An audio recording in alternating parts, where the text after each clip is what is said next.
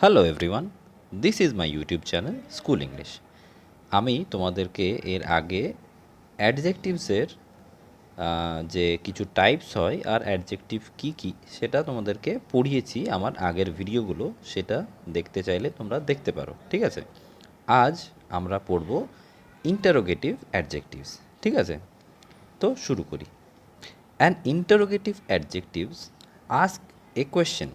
Interrogative adjective হচ্ছে যে কোনো কিছু কোয়েশ্চেন জিজ্ঞাসা করবে, কোনো কিছু তোমাকে জিজ্ঞাসা করবে যেটা। ঠিক আছে, an interrogative adjective must be followed by a noun or pronoun. একটা ইন্টারোগেটিভ অ্যাডজেক্টিভের পরেই একটা নাউন বা প্রোনাউন বসবেই। ঠিক আছে, এখানে বলছে মাস্ট বি মানে বসবেই সেটা। ঠিক আছে, the interrogative adjectives are interrogative অ্যাডজেক্টিভগুলো কী কী হবে? Which, what, whose. হুইচ মানে হচ্ছে কোনটা, হোয়াট মানে হচ্ছে কি, আর হুজ মানে হচ্ছে কার। ঠিক আছে, these words will not be considered as adjectives. এই ওয়ার্ডসগুলো অ্যাডজেক্টিভ হিসাবে হবে না, মানে অ্যাডজেক্টিভ হিসাবে কনসিডার হবে না if a noun does not follow right after them. যদি তার পিছনে মানে তারপরে একটা নাউন না হয় তাহলে এগুলোকে আমরা অ্যাডজেক্টিভ ধরতে পারবো না। ঠিক আছে, whose also belongs to possessive adjective type. যে আমরা যেটা হুজ যেটা আছে সেটা পজেসিভ অ্যাডজেক্টিভ টাইপেও এই জিনিসটা হুজটা ধরা হয়। ঠিক আছে, ইন্টারোগেটিভেও ধরা হয় আর পজেসিভেও ধরা হয়। ঠিক আছে, এক্সাম্পল, যেটা কি example, which phone do you use. তার মানে তোমাকে জিজ্ঞাসা করছে যে তুমি কোন ফোনটা ইউজ করো। ঠিক আছে, তো আমরা যেরকম ডেফিনেশনে পড়েছি যে হুইচ, হোয়াট, হুজ এগুলো হচ্ছে ইউজ হবে ইন্টারোগেটিভ অ্যাডজেক্টিভে, আর তার সঙ্গে তার পরেই একটা নাউন বা প্রোনাউন ইউজ হবে। ঠিক আছে, তো আমরা এখানে দেখতে পাচ্ছি হুইচ। ঠিক আছে, এটা আমরা দেখতে পাচ্ছি। তারপরে ফোন, এটা একটা নাউন। ঠিক আছে, তাই আমরা এই সেন্টেন্সটা যেটা দেখতে পাচ্ছি এটা ইন্টারোগেটিভ অ্যাডজেক্টিভ। ঠিক আছে, next, which game do you want to play. বলছে তুমি কোন গেম খেলতে চাইছো। ঠিক আছে, তো এখানেও যে হুইচ যেটা আছে এটা আমরা দেখতে পাচ্ছি, এখানে আন্ডারলাইন দিয়ে রেখেছি আমি যে এটা হচ্ছে ইন্টারোগেটিভ অ্যাডজেক্টিভ। ঠিক আছে, next, whose car is this. আমরা আবার দেখতে পাচ্ছি এখানে হুজ, এটা হচ্ছে ইন্টারোগেটিভ অ্যাডজেক্টিভ, এটা আমরা বুঝতে পারবো। তার সঙ্গে কার, এটা হচ্ছে নাউন। তো আমরা এই সেন্টেন্সটাও ঠিক ইন্টারোগেটিভ অ্যাডজেক্টিভসে যে ক্রাইটেরিয়া আছে বা যেটা শর্ত আছে সেটা হচ্ছে, সেটাতে মানে কাজ করছে। ঠিক আছে, নেক্সট আমরা চলে আসবো ইনডিফিনাইট অ্যাডজেক্টিভ। ঠিক আছে, an indefinite adjectives describe or modifies a noun unspecifically. ঠিক আছে, তার মানে যে একটা ইনডেফিনাইট অ্যাডজেক্টিভ কী করে, একটা নাউনকে ব্যাখ্যা করে বা মডিফাই করে মানে চেঞ্জ করে আনস্পেসিফিক্যালি, মানে কোন জিনিসে চেঞ্জ করবে বা কোন জিনিসে মানে সেটাকে পরিবর্তন করবে সেটা ঠিক নাই, মানে সেটা একটা মানে আয়ত্তের মধ্যেই নাই, মানে ওটা যেরকম ইচ্ছা ও চেঞ্জ করতে পারে। ঠিক আছে, মানে সে চেঞ্জ করবে মানে কোনো নিয়ম মতো চেঞ্জ করবে না, নিয়ম ছাড়াই সে চেঞ্জ করবে। ঠিক আছে, they provide indefinite or unspecific information about the noun. তারা আমাদেরকে যে ইনফরমেশনটা দিবে সেটা ডেফিনেট হবে না, মানে একবারে সঠিক হবে না, বা স্পেসিফিক হবে না, মানে একবারে সঠিক যে বলতে চাইছে সেটা হবে না। ঠিক আছে, the common indefinite adjectives are common indefinite adjectives যেটা আমরা ইউজ করি মানে খুব প্রচলিত। ঠিক আছে, few, many, much, most, all, any, each, every, either, nobody, several, some, etcetera. ঠিক আছে, তো এগুলো আমরা খুব কমনলি ইউজ করি, মানে সবসময় ইউজ করি। ঠিক আছে, তো আমরা এক্সাম্পলস দেখে নেব। Examples, I gave some candy to her. আমি তাকে কিছুটা ক্যান্ডি দিলাম। তো এখানে সাম যেটা আছে সেটা আমরা দেখলাম যে ইনডিফিনাইট অ্যাডজেক্টিভসে ইউজ হয় এটা, তো আমরা সেখান থেকে বলতে পারি যে এটা ইনডিফিনাইট অ্যাডজেক্টিভস। ঠিক আছে, I want a few moments alone.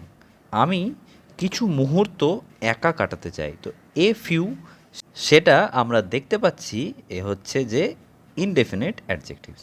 ঠিক আছে, next, several writers wrote about the recent incidents. এখানে বলছে যে সেভারাল রাইটার্স মানে অনেকগুলো লেখক কী লিখেছে, রিসেন্ট ইনসিডেন্টস মানে যে এখন যে ঘটনাগুলো ঘটছে সেটার ব্যাপারে অনেকগুলো রাইটার্স লিখেছে। তো এখানে সেভারাল সেটা হচ্ছে ইনডিফিনাইট অ্যাডজেক্টিভস ইউজ হয়, সেটা আমরা বুঝতে পারছি। ঠিক আছে, next, each student will have to submit homework tomorrow.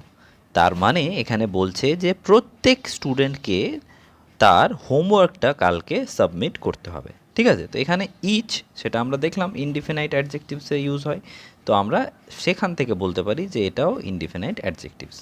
ঠিক আছে, চলো এবার আমরা চলে আসবো আর্টিকেলসে। ঠিক আছে, আমরা এটার ব্যাপারে আগেও হয়তো পড়েছি, কিন্তু আমরা এখানে ভালো করে ব্যাখ্যা করে জানবো। ঠিক আছে, articles also modify the noun.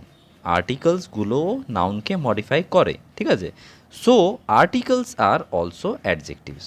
তাই জন্য আর্টিকেলসগুলোকেও আমরা অ্যাডজেক্টিভ বলতে পারি। ঠিক আছে, articles determine the specification of nouns.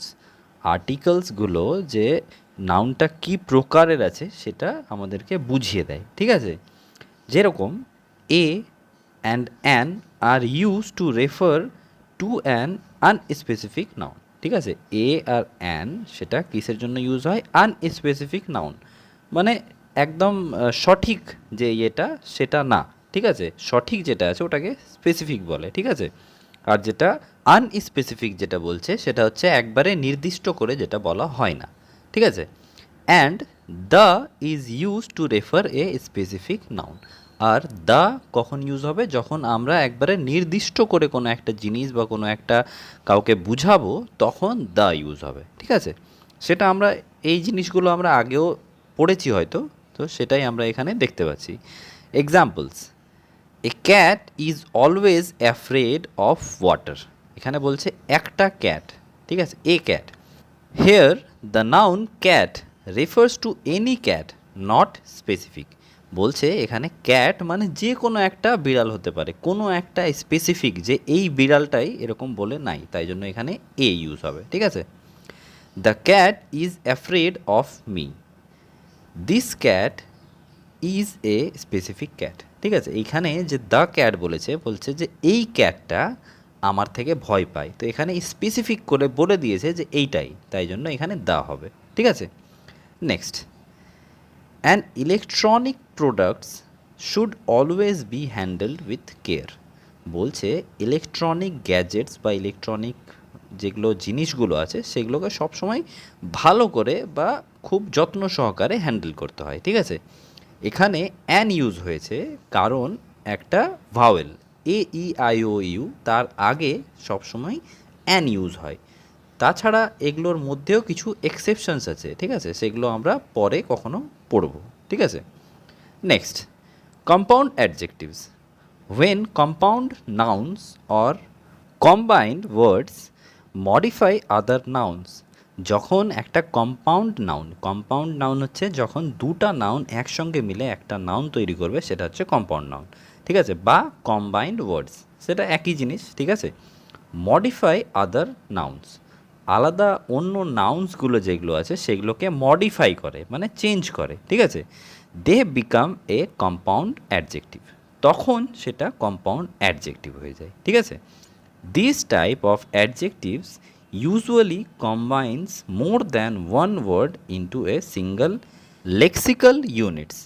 বলছে যে এই টাইপের অ্যাডজেক্টিভগুলো কি করে, একটা থেকে বেশি ওয়ার্ডকে মানে দুটো হতে পারে তিনটা হতে পারে সেটাকে কম্বাইন করে একটা সিঙ্গল লেক্সিক্যাল ইউনিট করে দেয়, মানে একটা সিঙ্গল ওয়ার্ড টাইপের করে দেয়।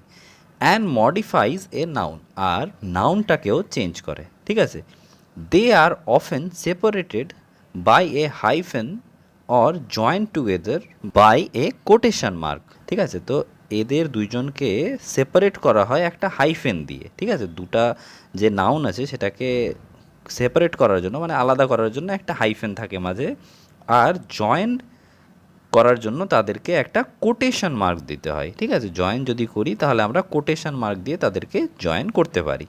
যেমন এখানে আমরা এক্সাম্পলস দেখতে পাবো, I have a broken down sofa. আমার একটা ভাঙা সোফা আছে, তাই এখানে দুটা নাউনকে একসঙ্গে অ্যাড করে হাইফেন দিয়ে দিয়েছে, ঠিক আছে। তো এটাই হচ্ছে কম্পাউন্ড অ্যাডজেক্টিভস, আর তার সঙ্গে একটা মানে নাউনকে মডিফাই করেছে, ঠিক আছে।